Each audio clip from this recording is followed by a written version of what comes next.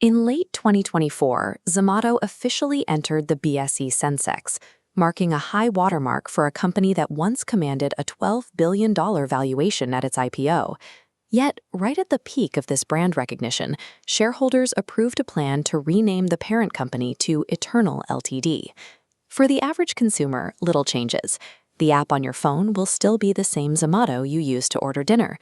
But at the corporate level, this shift signals a transition. You discard a household name only when the business beneath it has expanded so far that the original label can no longer contain it.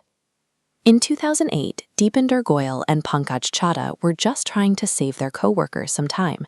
They spent a weekend manually scanning their office cafeteria menus and uploading them to a private site called foodiebay.com. That office hack soon spilled into the wider deli market, leading to a 2010 rebrand to Zomato to avoid trademark issues with eBay and prepare for a national discovery and delivery service. Just as FoodieBay became too small for a national delivery brand, the Zomato label is now reaching its limits in the face of the company's current scope. The core food delivery model faces intense pressure. Price-sensitive customers and high operational costs make it difficult to maintain healthy margins over the long term. Tensions boiled over during the 2019 logout protests, where hundreds of restaurant partners revolted against deep discounting practices, exposing the fragile economics of the platform. Then the pandemic arrived. Dine-in revenue collapsed, forcing an immediate high-stakes pivot to keep delivery volumes stable amid shifting lockdown protocols. These consecutive crises proved that relying on a single delivery model was a major economic risk. Survival would require an aggressive move into new, more profitable verticals. This pressure forced a conglomerate strategy, unbundling the single app into 4 distinct operational pillars. Pillar 1 remains Zomato, dedicated to food delivery and restaurant discovery.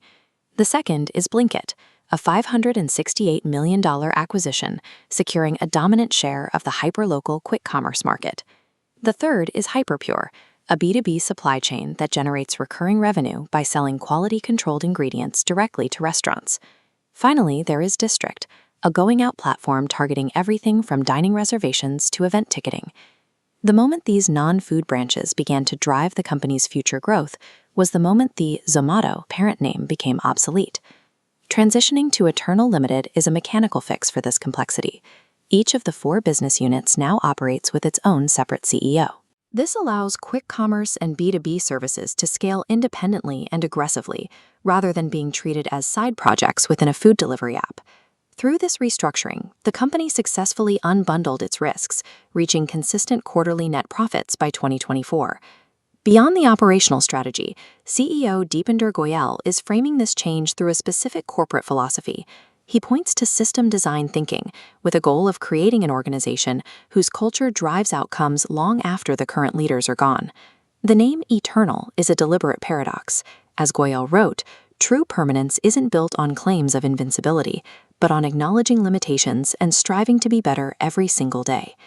This philosophy culminates in the planned transition of the public stock ticker from Zomato to Eternal.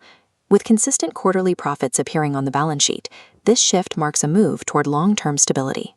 The company is attempting to transition from its accidental roots, building a corporate structure designed to endure the next 2 decades of the digital economy.